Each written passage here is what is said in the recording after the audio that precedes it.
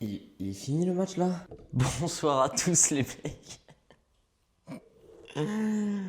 Ce club me rend fou, cette équipe me rend folle, cet entraîneur me rend fou. Bonsoir à tous les gars, j'espère que vous allez tous très bien. On se retrouve pour le débrief de ce match, de cette victoire du Barça. On va retenir ça au moins ce soir, les 3 points face à la lanterne rouge de Liga. Retenez bien ça, face au dernier, au 20e de Liga, Huesca, à l'extérieur. Donc voilà, le Barça qui arrive à gagner grâce à un but de Frenkie de Jong sur une superbe passe de Lionel Messi en première mi-temps. Un match encore une fois soporifique du FC Barcelone, un match encore une fois quasiment regardable où on s'est ennuyé, un match valverdesque. On commence à être habitué, mais là c'était quand même assez inattendu, surtout dans les intentions de jeu de la part de Huesca. J'étais assez déçu, surtout en première mi-temps, hein, parce qu'en deuxième mi-temps, on a vu une équipe de Huesca qui a d'ailleurs inquiété le Barça à plusieurs reprises et qui a été beaucoup plus joueuse. Mais en première mi-temps, on a vraiment vu une équipe de Huesca qui était méconnaissable par rapport à ce qu'ils peuvent montrer depuis le début de saison. Voilà, normalement c'est une équipe qui est quand même assez offensive, qui se fait punir à cause de sa fébrilité défensive, mais voilà, c'est une équipe qui est joueuse, qui est offensive,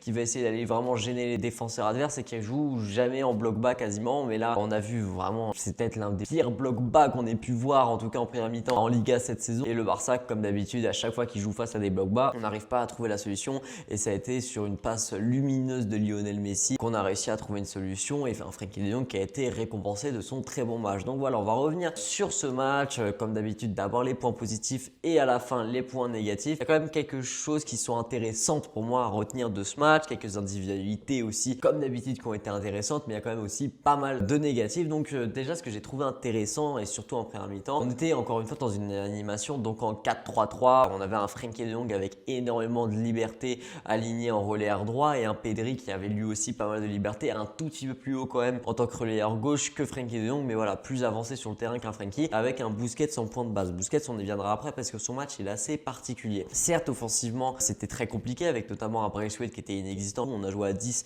ce soir avec Martin Braithwaite sur le terrain. En fait, c'était pas forcément dans le jeu avec ballon, évidemment. C'était encore une fois amorphe, encore une fois trop prévisible de la part du Barça. Des circuits de passe toujours pareils avec tout le temps Messi et De Jong dans les circuits de passe. Voilà, c'était trop peu varié et surtout, on avait l'impression, je sais pas si vous vous rappelez, au tout début de saison, on passait que par le côté gauche et jamais par le côté droit. Ce problème avait été réglé, on passait de plus en plus sur le côté droit, notamment grâce à Sergio Dest, mais là, on a encore vu un Barça qui ne passait que par le côté gauche, qui n'attaquait que par ce côté-là, donc ça a été très vite prévisible pour la défense de Huesca, qui en plus était très regroupée, et qui, voilà, savait que le Barça allait un moment décaler sur Jordi Alba, ou sur Ousmane Dembélé, ou sur Pedri, qui venait entre les lignes et qui attirait Messi. Ça a été l'une des raisons pour lesquelles le Barça a été autant inoffensif ce soir, c'est parce que on est passé que d'un côté, ça n'a pas assez écarté la défense de Huesca, qui était bien regroupée, et qui, voilà, il y avait cette solidité défensive qui nous a empêché de se créer de vraies occasions, parce que certes, le Barça a, il me semble, 18 frappes, mais c'est pas mal de frappes de loin, pas mal de frappes assez insignifiantes. Ça n'a pas été un Barça très inquiétant pour Huesca, parce que trop prévisible. En revanche, dans le jeu sans ballon, en fait, dans le contre-pressing, et c'est aussi pour ça que Huesca n'a pas été très joueur et que Huesca n'a pas réussi à se procurer énormément d'occasions en première mi-temps, c'est que dans le contre-pressing, le Barça a vraiment très bien quadrillé la zone du terrain, a vraiment très bien muselé les défenseurs de Huesca, et ce qui a empêché Huesca vraiment de se projeter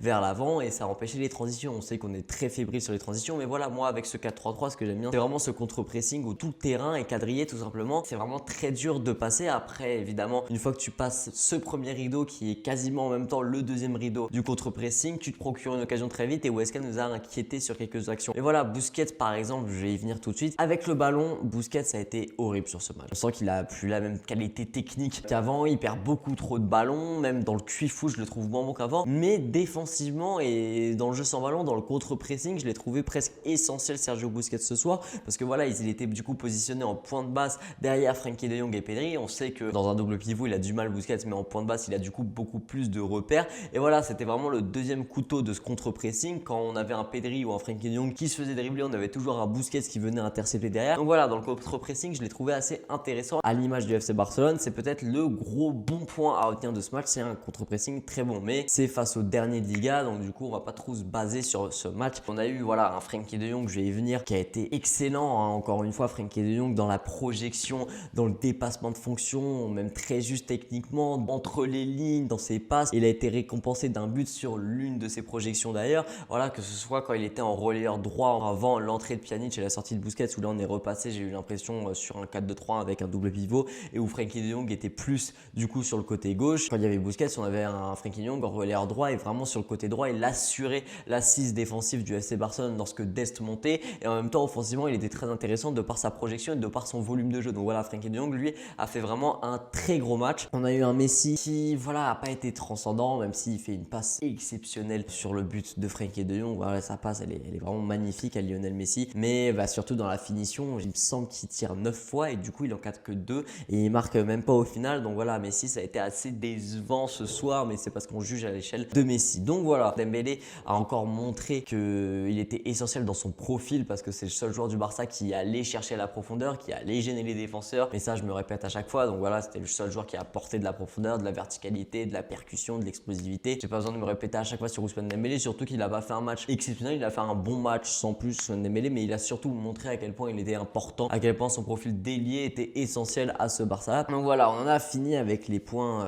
positifs déjà. On va passer du coup aux points négatifs, où on a vu un Barça qui encore une fois tourne autour du pot. Voilà, un Barça qui n'arrive pas à briser les blocs bas, surtout en première mi-temps. Et en plus de ça, en deuxième mi-temps, on a vu un Barça qui reculait, à l'image de Ronald Koeman qui fait des changements. Quand tu fais entrer Mingueza, défenseur central, à la place de ton latéral droit Sergio Dest, qui n'a pas fait un très bon match et qui dernièrement est moins bon et un peu en méforme de par la fatigue je pense, tu fais rentrer Mingueza, un défenseur central, à la place de l'un de tes seuls joueurs qui peut t'apporter de l'explosivité, de la verticalité, l'un de tes seuls joueurs créatifs aussi, parce que Dest c'est un joueur créatif, et tu fais rentrer Pjanic, donc du coup un milieu de terrain défensif à la place de Busquets. Il fait pas rentrer un joueur créatif, il fait pas rentrer un joueur qui va te permettre d'aller casser les lignes, qui va te permettre d'aller tuer le match en fait, parce qu'on s'est fait inquiéter par Huesca dans les 30 dernières minutes. Huesca n'a pas dominé non plus, mais Huesca a inquiété le Barça à plusieurs reprises. Huesca aurait pu marquer sur ce corner avec la talonnade du numéro 9. Ils sont revenus en deuxième mi-temps avec des intentions totalement différentes que la première mi-temps où ils avaient joué en bloc bas. Voilà, en deuxième mi-temps, ils ont essayé un peu plus de créer, ils ont essayé d'aller embêter ce Barça-là,